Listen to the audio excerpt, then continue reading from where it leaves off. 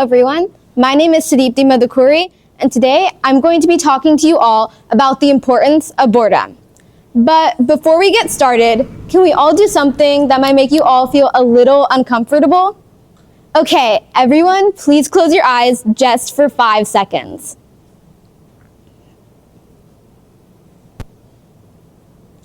Okay, you can all open your eyes now.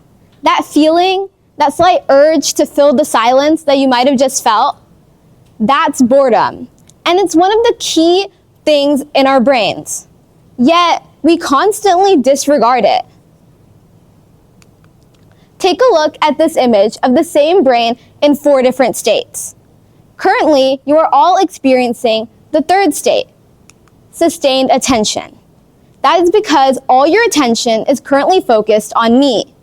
And this mode is deemed the most important because it's used for things like learning, working, and focusing. Yet, there's another state, one that actually does more and doesn't get the flowers it deserves. That state is boredom. You see, anything we learn from sustained attention gets transferred and understood through boredom. All these experiences we have are understood through boredom. Now, let me ask you all a question and answer honestly just to yourselves. When was the last time you were truly bored? No scrolling, no typing, and definitely no multitasking. If you can't remember, that is not a personal failure. That's just our culture. You see, it feels like we have to fill every single second of silence with some sort of stimulation. Otherwise, we're unproductive, right? That's actually not true. Just think about it. When was the last moment of silence you had during the Pledge of Allegiance where you were actually completely silent? Or just the people around you were completely silent? I personally cannot remember. And things were very different, even just 20 years ago. See, 20 years ago, kids would sit in the back seat of the van and simply look out the window. People would go to supermarkets and stand in the checkout line and make conversation with one another. You would go to the doctor's office and actually read those ratty old magazines they have that are about celebrity gossip you genuinely don't care about. But that's just how it was. There was nothing better to do. Now, well, your phone rings, your friend called you, or you got a message about your best friend's birthday party, or some notification that you don't need to respond to at the moment, but you still do, because you're not doing anything better now, are you? Boredom used to be unavoidable. But now it's something we run from. We avoid boredom because it makes us feel uncomfortable. In the age of hyperproductivity, it feels like we only have 2 choices: working nonstop or feeling constantly burnt out. Our devices promise connection and entertainment. What they truly provide is interruption. We can scroll for 20 minutes on end, but we can't sit down for 5 minutes and practice some intentional boredom. I know it doesn't sound that cool, but it helps you discover yourself, helps you find out who you truly are. Without reflection, we don't know who we truly are. And without boredom, we definitely don't reflect. This is due to something called the default mode network. See, when you're bored, you get confronted and bombarded with questions that you don't want to answer. Like, what was your last math test score? Something you don't want to think about, at least for me. So that's your default mode network. It's asking you these questions you don't want to answer. It's responsible for things like your memory, imagination, daydreaming, and self-reflection. I like to think of it as your brain's inner voice, but it's a voice we've learned to silence. When your DMN is activated, three main things happen. First, you reflect. You process your emotions, you organize your memories, you get a clear understanding about how your day has been, about how your week has been. Second, you create. You connect different ideas and memories to form new ones. Things like this wouldn't be possible without your DMN and without creativity. And third, you empathize. You understand people who come from different backgrounds, and you understand the choices they make. Reflection, creativity, and empathy. Three things that are not possible without the DMN.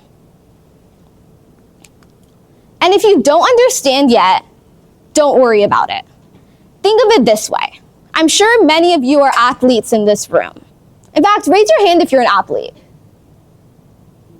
Nice, good for you. So, I personally am not an athlete, so I can't speak from experience, but I am sure if you consistently exercise a muscle every second of every day to the point of it breaking down, you're going to rest because you need it. You can't stimulate that muscle to the point of it breaking down. So you rest, you sleep, you don't exercise it. But isn't your brain a muscle? So then why, when it's overstimulated, you don't let it rest? There is always something coming towards you, always something ready to distract you. So why don't we just let our brain rest? Because we feel this need inside us to respond to these notifications. And that's something we must learn to control. Boredom is the brain's version of recovery, just like any muscle needs. People will go to any extent to avoid boredom. This is extremely obvious in Daniel Gilbert's study. Daniel Gilbert is a celebrated Harvard psychologist and professor. And in his study, he took a group of participants and sent each one to an empty room, completely alone. These participants were to be in this room for just 15 minutes. And these rooms, like I said, were completely empty, with the exception of a singular button. And the participants were aware that if they pressed this button, they would get shocked. Yet, the majority of the participants chose to press the button. In fact, many of them pressed it repeatedly. They chose pain over being alone with their own thoughts. What could they possibly think up that's worse than being shocked over and over and over again? Well, even they didn't know. But here's the thing. I probably would have pressed the button too. If I'm being honest, being alone with my own thoughts is scarier than being shocked who knows how many times. And I'm sure many of you in this room would agree with me. Even though it sounds crazy to say I would rather be shocked than be alone with my own thoughts, you would probably do the same. So if boredom is so unpleasant and we'll do anything to avoid it, why is it such a good thing? I mean, you're literally doing nothing for like hours on end. Well, boredom is where meaning is made.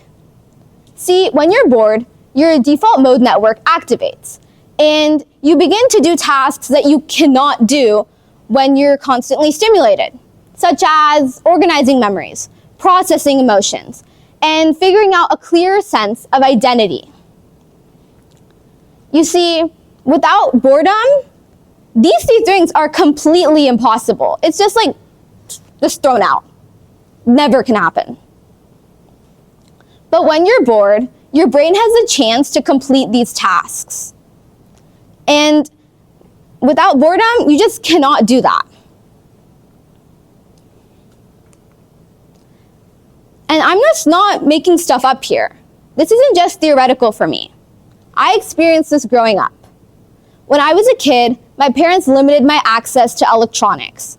So yes, I was that one kid who didn't know what was going on in the real world. I was completely oblivious to everything.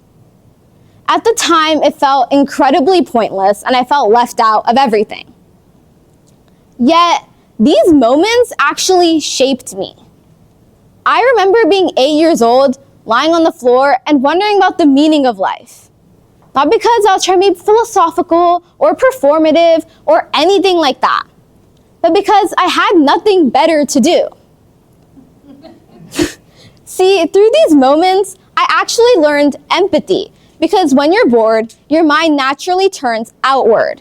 It begins to think of other people and the reasons they do what they do, but also your motivations and your actions. At the time, I was just thinking of why this one girl stole my Barbie doll. Nothing serious, right? But I'm able to apply this to my real life now. Like I said, these moments shaped me, and I formed a clearer sense of identity that day. But if we're no longer bored, if children no longer learn things the way I did, then how are they going to practice empathy? Empathy will be lost. Eventually, nobody's going to care about poverty unless they experience it. No one's going to care about starvation unless they experience it. But that's something we can stop. So now, I have a challenge for all of you today. When you go home, put your phone on the counter and just go to your room. Or go to the kitchen, or go somewhere you know you'll be calm. And just close your eyes. But don't fall asleep, please. So just think about nothing. Just let your mind wander. See where it naturally goes. And if those thoughts are scary, take a deep breath and reset your mind. Because remember, you're the one who controls your own mind. I know it sounds difficult, but it's true. Now I'm going to ask you all the question I asked earlier today. When was the last time you were truly bored? Maybe the most radical thing you can do today is nothing at all. Thank you.